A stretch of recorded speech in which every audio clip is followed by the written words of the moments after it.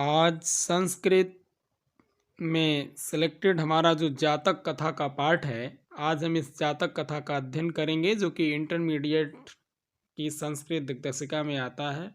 5वां अध्याय है हमारा जातक कथा।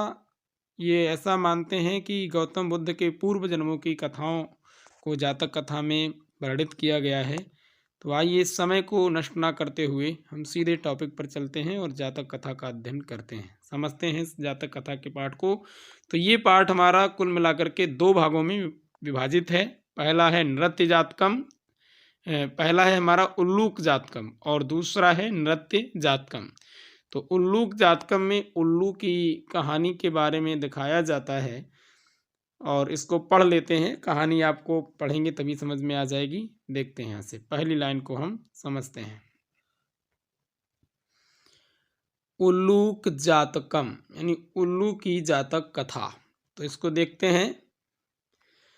अतीते प्रथम कल्पे, यहाँ से लेंगे हम। अतीते प्रथम कल्पे जना एकम अभिरूपम सौभाग्य प्राप्तम सर्वकार्य परिपूर्णम पुरुषम राजानम अकुर्बन। अतीते का मतलब होता है बीते हुए प्रथम कल्प में, यानी बीते हुए प्रथम कल्प में एक जनः माने होता है लोगों ने, एकम अभिरूपम एक सुंदर, और सौभाग्य प्राप्तम माने होता है सौभाग्यशाली, सर्व कार्य परिपूर्णम समस्त शुभ लक्षणों से परिपूर्ण, पुरुषम माने पुरुष को, राजानम अकुर्बन माने राजा बनाया। यानी कहने का तात्पर्य है हमारा कि बीते हुए प्रथम कल्प में, बीते हुए प्रथम कल्प में जना लोगों ने एक सौभाग्यशाली सभी लक्षणों से परिपूर्ण पुरुष को राजा बनाया। और आगे है चतुष्पदा अपि सिंहम, चतुष्पदा अपि सन्निपत्य एकम सिंहम राजानम अकुर्बन। चतुष्पदा अपि माने होता है चौपायों ने भी, चौपायों का अर्थ है पशु, यानी पशुओं ने भी सन्निपत्य एकत्रित होकर एकम सिंहम राजानम अकुर्बन एक सिंह को राजा बनाया। ततः शकुनी गणा हिमवत प्रदेशे एकस्मिन् पाषाण तले सन्निपत्य। ततः इसके पश्चात एक शकुनी गणा जो पक्षियों का समूह था, हिमवत प्रदेशे हिमालय प्रदेश में, एकस्मिन् पाषाणे सन्निपत्य एक बड़े पत्थर पर, सन्निपत्य माने एकत्रित हुए और इकट्ठे होकर बोले, मनुष्येषु राजा प्रज्ञायते मनुष्यों में भी राजा होता है। अस्माकम यानी मनुष्येषु राजा प्रज्ञायते मनुष्यों में भी राजा होता है। तथा चतुष्पदेषु चा और चौपायों में भी राजा होता है। अस्माकम पुरंतरे, अस्माकम माने हमारे, पुरंतरे माने होता है बीच में, राजा नास्ति लेकिन हमारे बीच कोई भी राजा नहीं है। आगे कहा है अराजको वासो नाम ना वर्तते, अराजको वासो नाम ना वर्तते। अराजको माने होता है बिना राजा के, वासो माने होता है निवास करना या रहना, नाम ना वर्तते हम लोगों को उचित नहीं है, यानी बिना राजा के रहना हमें उचित नहीं है। एको राजस्थाने स्थापितव्या इति उक्तवन्तः। एको माने होता है किसी एक को, राजस्थाने राजा के स्थान पर, उक्त स्थापितव्या माने स्थापित किया जाना चाहिए, यानी किसी एक को राजा के स्थान पर स्थापित किया जाए। इति उक्तवन्ता ऐसा कहा गया।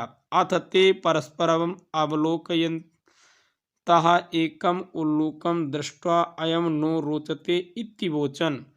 अथ ते अतः इसके पश्चात, ते माने होता है उन्होंने, परस्परम माने आपस में, अवलोकयंता माने होता है देखकर, एकम उल्लूकम एक उल्लू को देखकर, दृष्टा माने देखकर, कहा, अयम नो रोचते इतिवोचन, अयम माने हमें, नो रोचते यानी हमको ये अच्छा लगता है, अयम माने यह, नो माने हमको, रोचते माने अच्छा लगता है, इतिवोचन ऐसा कहा गया।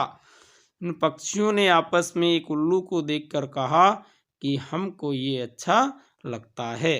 अब थोड़ा सा आगे बढ़ते हैं। ताकि पूरा गद्यांश हमारा आ जाए। यहाँ से हम फिर समझ लेते हैं।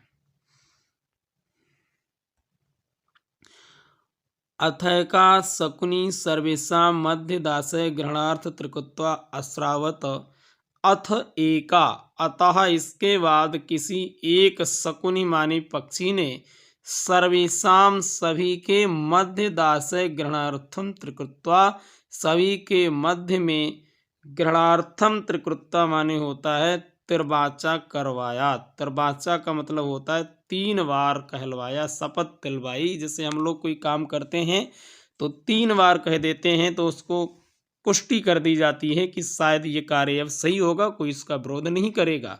तो ऐसे ही किसी पक्षी ने खड़े होकर सभी के मध्य में त्रिवाचा किया, यानी 3 बार इस बात को दोहराया कि उल्लू को राजा बनाया जाता है।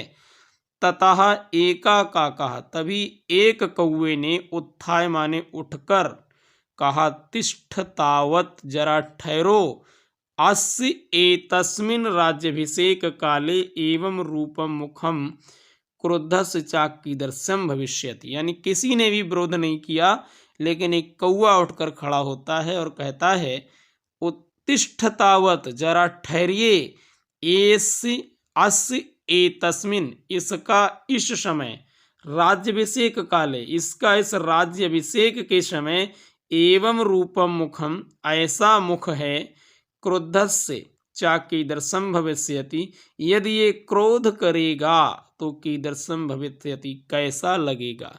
यानी जब उसने 3 बार दरवाजा करवाया और कहा कि किसी को कोई आपत्ति हो तो बता सकता है, उसी समय कौवा उठ करके खड़ा होता है और कहता है कि थोड़ा सा रुकिए, क्योंकि इस राज्याभिषेक के समय जब खुशी का माहौल होता है तो ऐसे राज्याभिषेक के समय तो इसका मुंह ऐसा है, और क्रुद्धम चा कीदृश्यम भविष्यति, यदि ये क्रोध करेगा तो उस समय इसका मुख कैसा लगेगा। अनेन ही क्रुद्धेन अवलोकिता, इसके क्रुद्ध, यानी अनेन ही क्रुद्धेन अवलोकिता वयम तप्त कटाए प्रक्षिप्तिला अस्त इव तत्र त्रय धड़क्ष्यामः ईदृशो राजा न मह्यम रोचते इति आह। अब समझते हैं। अनेन ही माने क्योंकि, अनेन क्रुद्धो न विलोकिता, क्योंकि क्रोध ना करने पर इसके, यानी अगर हम इसके क्रोधित मुख को देखेंगे, अनेन ही क्रुद्धेन अवलोकिता, यदि हम इसके क्रोधित मुख को देखेंगे तो वयम तप्त कटाहे, हम सभी लोग गर्म कढ़ाई में प्रक्षिप्त माने डाले गए, तिलाह इव, तिल के समान हो जाएंगे, तत्र तत्रय विलक्ष्यामा, जैसे गर्म कढ़ाई में तिल को डाला जाता है, जो स्थिति तिल की होती है, वैसे ही यदि हमने इसको राजा बना दिया और इसके हम क्रोधित मुख को देखेंगे तो हम भी इसी गर्म कढ़ाई में डाले गए तिल के समान हमारी स्थिति हो जाएगी। और आगे कहता है, ईदृशो राजा, इस प्रकार का राजा, मह्यम ना रोचते, मुझे अच्छा नहीं लगता है। और एक श्लोक यहाँ पर ये जो आया है, इम्पोर्टेंट श्लोक है, ये कई बार आपके इसमें पूछा भी गया है। तो यहाँ पर श्लोक ये कौवा बोलते हुए कहता है, बोलता है यहाँ पे, नामे रोचते भद्रम बा उल्लूकस्य अभिषेचनम अक्रुद्धस्य मुखम पश्य कथम क्रुद्धो भविष्यति। ना माने नहीं, में माने मुझे, रोचते माने अच्छा लगता है, यानी रोचते माने लगता है, भद्रम माने होता कल्याणकारी या अच्छा, मुझे ये अच्छा नहीं लगता है। क्या? उल्लूकस्य अभिषेचनम, उल्लू का राज्याभिषेक होना मुझे अच्छा नहीं लगता है। क्यों नहीं लगता है? आगे कहता है, अक्रोधस्य, आ माने नहीं, क्रोधस्य माने क्रोध करने पर, मुखम पश्य, क्रोध ना करने पर तो इसके मुख को देखो, ऐसा लग रहा है जैसे क्रोध कर रहा हो।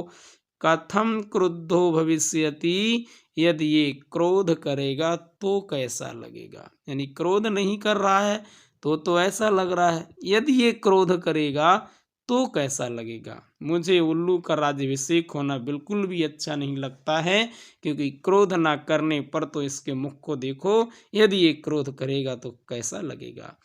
सा एवं उक्त्वा, सा माने वह, एवं उक्त्वा इस प्रकार से कहते हुए, क्या कहते हुए, मह्यम ना रोचते, मुझे अच्छा नहीं लगता है, मह्यम ना रोचते, मुझे अच्छा नहीं लगता है।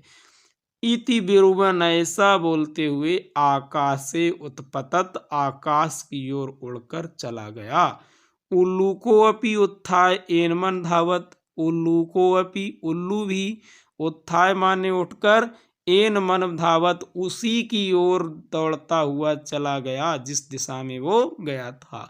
तत आरभ्य, तब से प्रारंभ हो गया, तो उन दोनों का अन्यो अन्य बैरणों जातो, एक दूसरे से बैर यानी शत्रुता हो गई तभी से। और शकुनया आपी सुवर्ण हंसस्य राजानम कृत्वा आगमन, और जो पक्षी थे, पक्षी भी स्वर्ण हंसम, स्वर्ण हंस को राजानम कृत्वा माने होता है राजा बनाकर, आगमन माने लौट आए।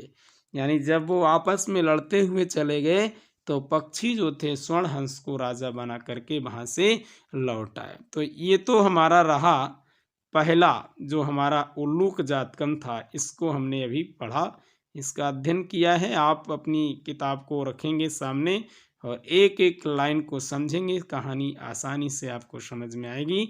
अब ये है हमारा नृत्य जातकम, इसकी दूसरी वीडियो में हम पढ़ेंगे। आज के लिए इतना ही आप समझेंगे इस वीडियो में और अच्छा लगेगा आपको।